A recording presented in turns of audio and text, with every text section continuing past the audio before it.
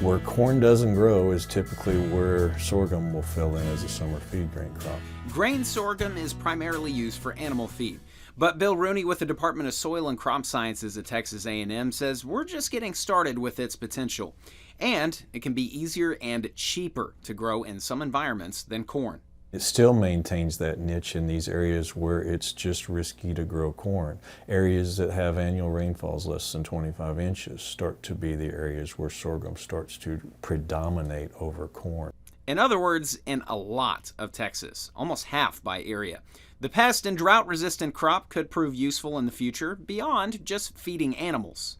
Different chemical profile than the normal, and that profile makes it easier to process. When we say process, that means digest by an animal, by an ethanol plant, by a distillery, by anyone that wants to break that starch down.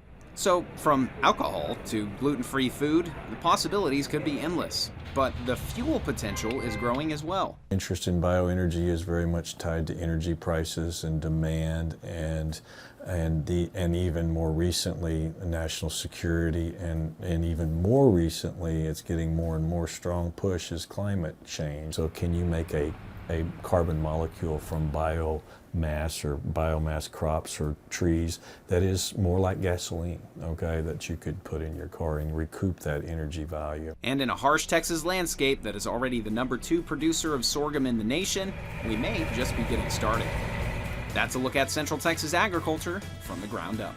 From the Ground Up is sponsored by Producers Cooperative, proudly serving agriculture since 1943.